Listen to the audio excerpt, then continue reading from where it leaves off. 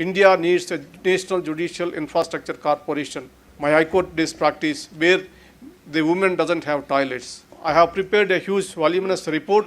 I am going to present after 1 week time to the Honorable Law Minister.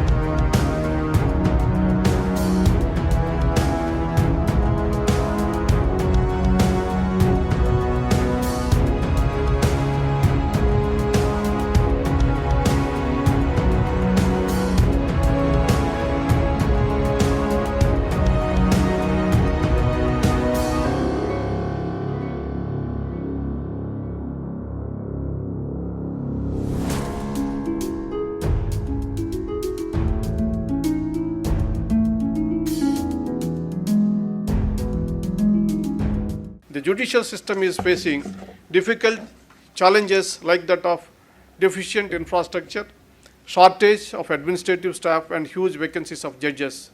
I want to mention here that is the reason why before much becoming the Chief Justice of India, I have mentioned in my Goa speech that India needs a national judicial infrastructure corporation, which your President, Chairman Mr. Manan Kumar Mishra mentioned in his speech about the difficulties facing lawyers, particularly in courts, rural courts or high courts.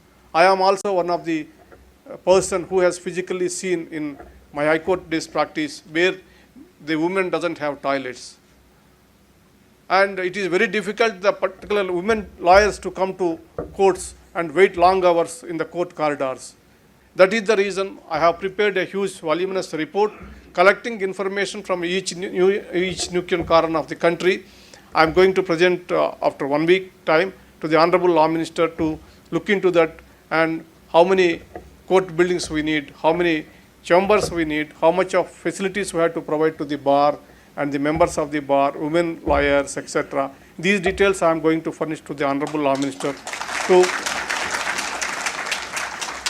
to look into the infrastructure issues. So national level infrastructure corporation, if it is created, it can take care of the issues of infrastructure. Majority of women advocates struggle within the profession.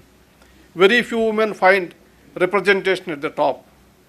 Even when they do, they still continue to face significant challenges. After 74 years of independence, one would expect at least 50% representation for women at all levels. But I must admit, with great difficulty, we have now achieved a mere 11% of women representation on the bench of the Supreme Court. Some states, because of reservation policy, may reveal higher representation, but the reality remains that the legal profession still has to welcome women in its fold.